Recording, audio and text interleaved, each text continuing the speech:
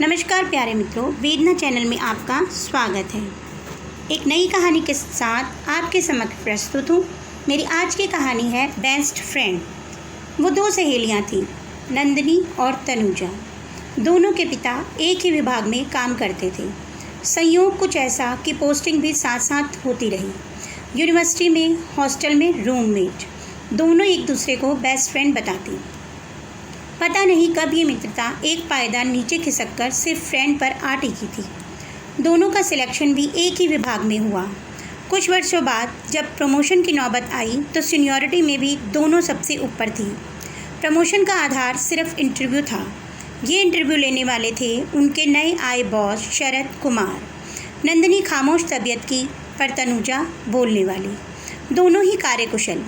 साक्षात्कार में एक ही चयनित होना था, यानी दोनों सहेलियां प्रतिद्वंदी बनकर एक दूसरे के सामने थीं।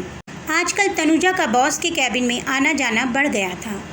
आज भी अंदर जाने से पूर्व उसने दरवाज़ा नॉक किया। मे आई कम इन सर?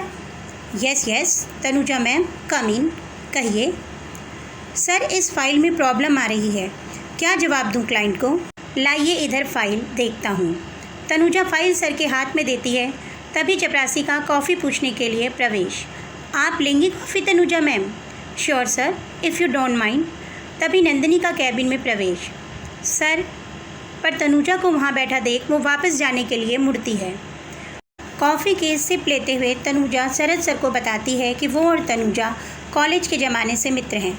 फिर कुछ सोचते हुए और मुस्कुराते हुए कहती है, खामोश और डट्टू तोता टाइप की है नंदिनी। सर भी होले से मुस्कुराते हैं। शरद कुमार नोटिस कर रहे थे कि तनुजा जब भी कैबिन में आती किसी न किसी बहाने तरीके से नंदिनी के विरोध में कुछ न कुछ बता जाती। कार्यकुशल होते हुए भी तनुजा काम को टालने में माहिर थी, जबकि नंदिनी का कार्य हमेशा पूरा रहता। आज शरद कुमार को बाहर नंदिनी दिख गई। आइए नंदिनी जी, कहाँ जाना है? सर, मेरे पति 15 मिनट में पहुँच रहे हैं। अरे आइए, मोबाइल से बोल दीजिए कि मैं घर पहुँच रही हूँ।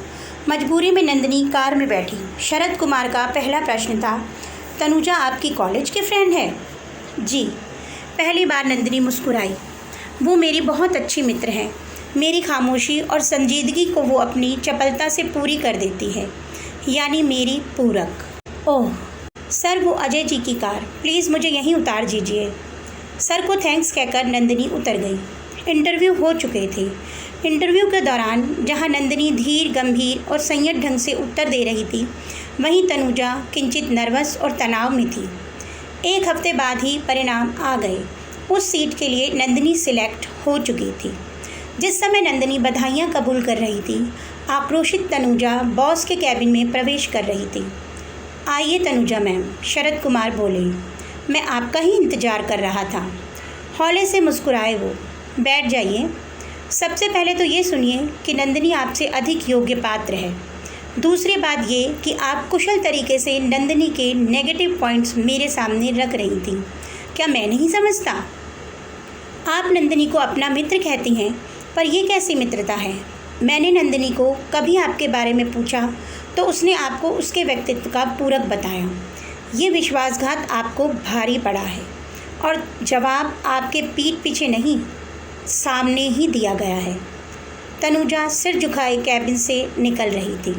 दोस्तों, आपको मेरी ये कहानी कैसी लगी? कमेंट बॉक्स में अवश्य बताएं। अगर आपको मेरी कहानी अच्छी लगी तो मेरी कहानी को लाइक कीजिए और मेरे चैनल को सब्सक्राइब कीजिए। कल फिर एक नई कहानी के साथ आपके सामने मिलती हूँ। तब तक के लिए बाय बाय।